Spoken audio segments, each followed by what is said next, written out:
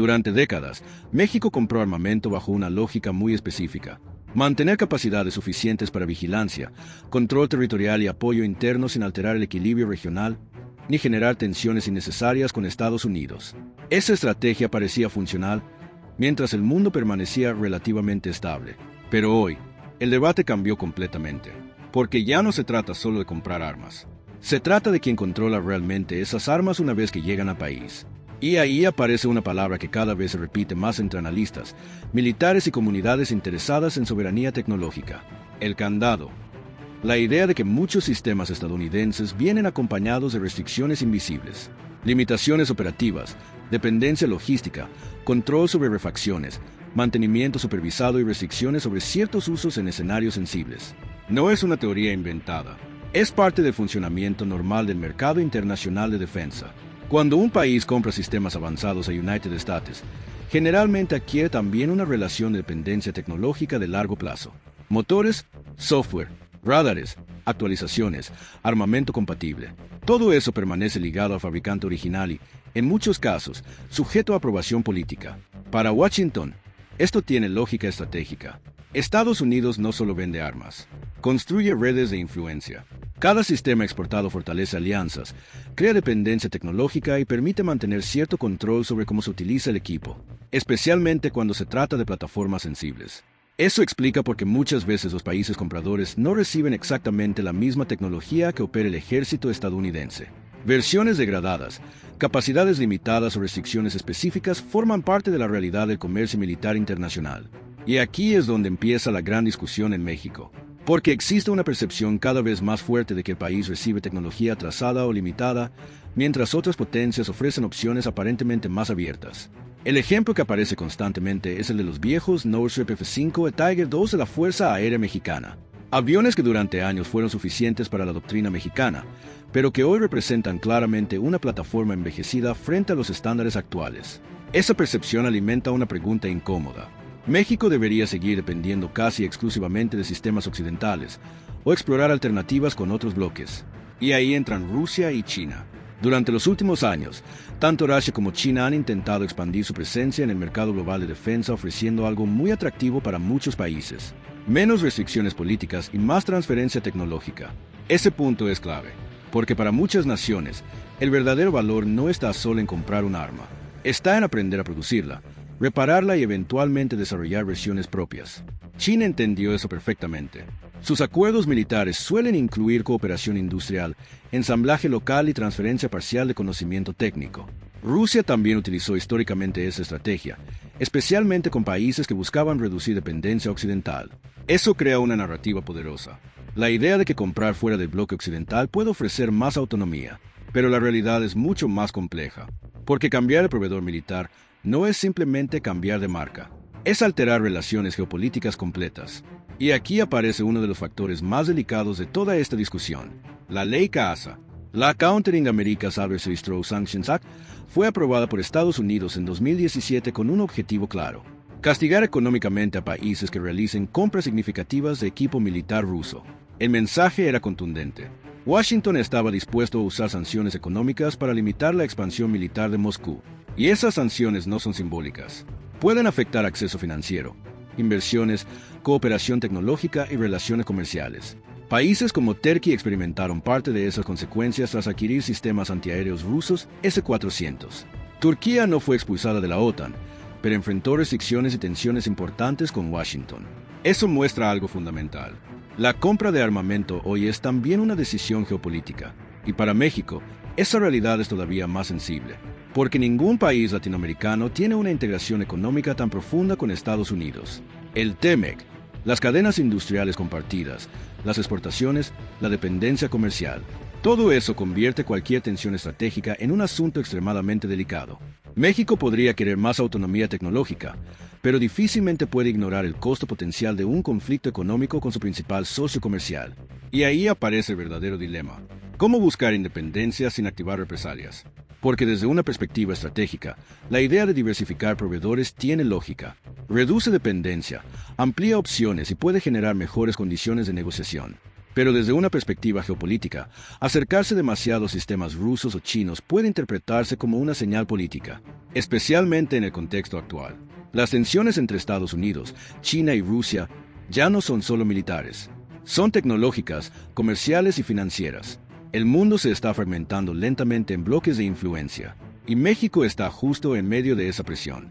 Por eso, cualquier discusión sobre comprar cazas rusos, drones chinos o sistemas antiaéreos de otros bloques genera tanto interés, porque en el fondo no se habla solo de armas, se habla de soberanía.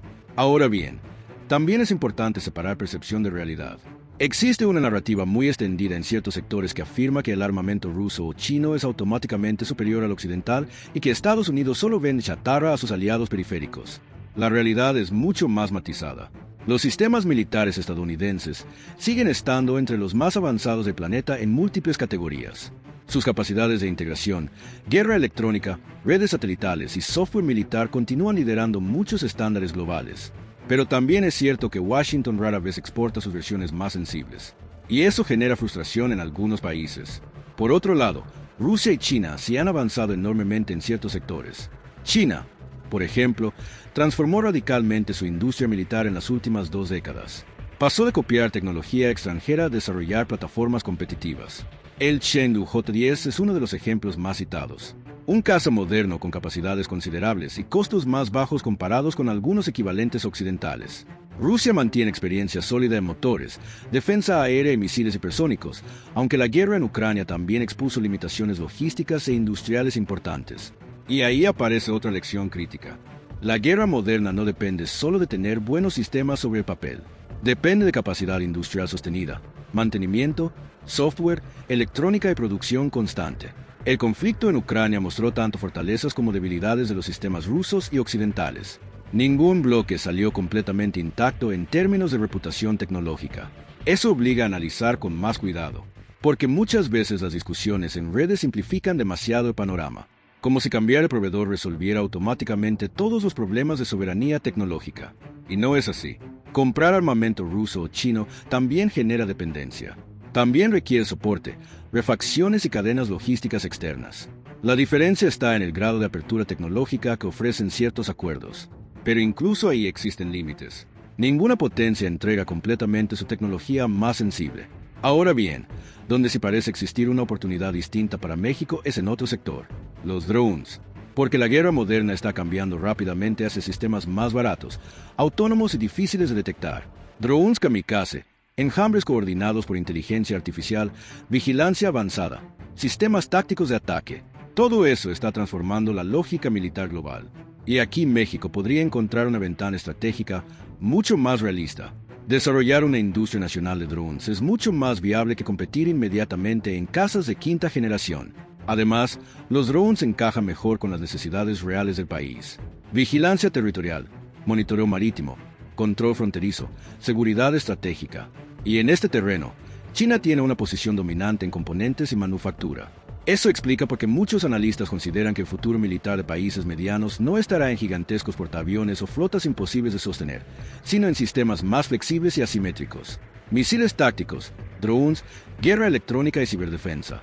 Tecnologías relativamente más accesibles y capaces de alterar escenarios estratégicos sin requerir presupuestos gigantescos. México podría desarrollar capacidades importantes en ese ámbito si decidiera invertir seriamente en soberanía tecnológica.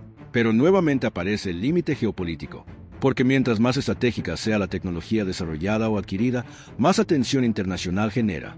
Y aquí surge una de las preguntas más importantes de todo este debate. ¿Hasta dónde está dispuesto a llegar México en la búsqueda de autonomía?